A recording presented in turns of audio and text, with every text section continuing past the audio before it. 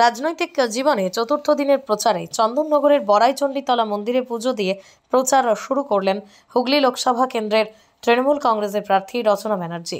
নির্বাচনী কেন্দ্রের প্রতিটা মানুষের মঙ্গল কামনা করে মন্দিরে পুজো দিয়েছেন রচনা ব্যানার্জি। পরে সেখান থেকে বেরিয়ে পায়ে হেঁটে মোল্লা হাজি বাগান মসজিদে গিয়ে তিনি চাদর চড়ান।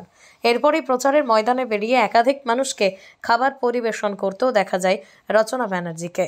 তাঁর এই প্রচারে প্রতিদিন হাজার হাজার মানুষ রাস্তায় ভিড় জমাচ্ছেন। রচনার সঙ্গে এদিনের প্রচারে দেখা যায় ধনিয়াখালীর বিধায়ক অসীমা পাত্র, চন্দননগরের বিধায়ক ইন্দ্রনীল সেন সহ আরও অনেকেই। এদিনের প্রচার শেষে সাংবাদিকদের মুখোমুখি হয়ে একাধিক প্রশ্নের উত্তর দিয়েছেন রচনা ব্যানার্জি। একটা সময় থেকে জীবনে আসে যে তুমি যখন অনেক কিছু পেয়ে যাও, তখন একটা সময় তোমার মনে হওয়া উচিত যে আমি মানুষের জন্য কি করলাম সব কিছু পাওয়ার পরে।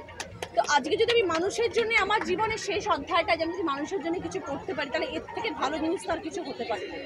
আমার তো জীবনে আর কিছু নতুন করে পাওয়ার নেই।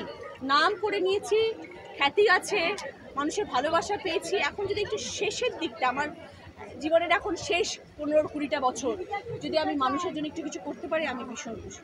হুগলি লোকসভায় দিদি নাম্বার 1 নম্বর হতে চাইছেন, তাই তো? নিশ্চয়ই হতে চাইবো, তাই জন্যই তো এখানে আসা। নতুন কর্মসংস্থানের ব্যাপারে কি চিন্তা ভাবনা করছেন? আর কর্মসংস্থান মানুষের দিদি করছে, দিদি ছেলে মেয়েদের জন্য ভাবছেন, দিদি বার্ধক্য ভাতা চালু করছে, দিদি সবুজ সাথী চালু করছেন, দিদি স্বাস্থ্য সাথী চালু করছে, দিদি শিক্ষাশ্রী করছে, দিদি রূপশ্রী করছে, দিদি কন্যাশ্রী করছে, সবই তো দিদি করছে। দিদি লাস্ট একটা কথা, বিরোধীরা একটা বারংবার অভিযোগ তুলছে আপনার যে দিদি নাম্বার 1 রিয়েলিটি শো চলছে সেটা বন্ধ করে দেওয়া হোক, যেহেতু আপনি ভোটে দাঁড়িয়েছেন। কি বলবেন? না, কিন্তু কেন এরকম তো কোনো জায়গাতে এরকম লিখিত নেই যে একটা বেসরকারি চ্যানেল একটা যদি আমার প্রোগ্রাম চালা, এরকম তো কোথাও কি সেরকম রুলস আছে যে বন্ধ করে দেওয়া যায় বা দেওয়া উচিত বা দেওয়া যায়? আমি তো কোনো শুনিনি সেরকম কোনো কথা। কোথাও কোনো লিগাল নোটিশ এরকম নেই যে তুমি, হ্যাঁ সে তো নির্বাচন কমিশন বলবে। আমার তো এরকম তো কোনো নোটিশ কোথাও নেই যে দিদি নাম্বার 1 বন্ধ হওয়া উচিত। সরকারি চ্যানেল বন্ধ, সরকারি চ্যানেল কোনো প্রোগ্রাম যদি আমার থাকে সেটা বন্ধ হওয়া উচিত, বাট সেটা তো সরকারি চ্যানেল না।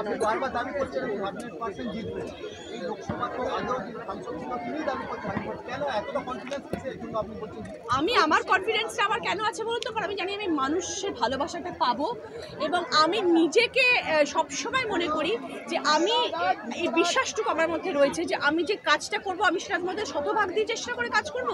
তো আমার সেই বিশ্বাস, ঠাকুরের প্রতি আস্থা এবং মানুষের প্রতি ভালোবাসা রয়েছে এবং সেই জন্য আমি জানি যে আমি জিততে পারবো।